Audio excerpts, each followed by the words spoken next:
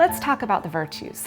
Practicing the virtues helps us grow in holiness, renew our culture, and become the saints that God created us to be. This week, we'll focus on the virtue of charity. I'm sure you know the verse from 1 Corinthians well. So faith, hope, love abide, these three, but the greatest of these is love.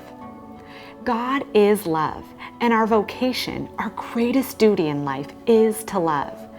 The theological virtue of love is the greatest of all the virtues. It is the very essence of God. The quality that makes saints unimaginably beautiful is their love.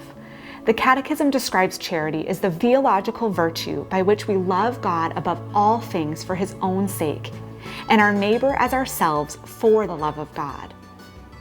We can so easily confuse love or charity with a feeling. But love doesn't just come emotionally upon us like our culture might lead us to believe in sappy romance movies. We don't simply feel love like we feel sad. Love comes from us in a beautifully active way by our own free choice. It is an act of the will and a transformative one at that. Our hearts long for and were made for love, to love and to be loved. Hearts will always long for God whether or not they realize it, because He is the source of all love. Let's work to grow in charity this week. Here are some practical ways to do so. First, commit to deeper prayer this week. Remember that charity is first about loving God above all things.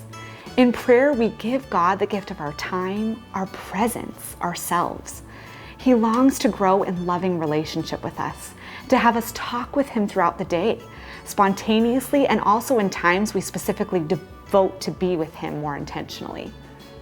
Make a visit to the Adoration Chapel this week for focused, loving time with our Lord. Next, Jesus tells us in the Bible to love our enemies. Love of enemies is one of the most difficult but transformative things we can do in our lives. Think of someone who you may dislike or hold a grudge against.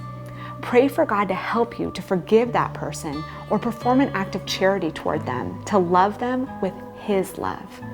Loving those in our own homes can even be challenging at times, but it is one of the greatest ways to practice charity and grow in holiness. Who in your family can you show love to in a creative way this week? St. Allred wrote, "Charity may be a very short word, but with its tremendous meaning of pure love, it sums up man's entire relation to God and to his neighbor."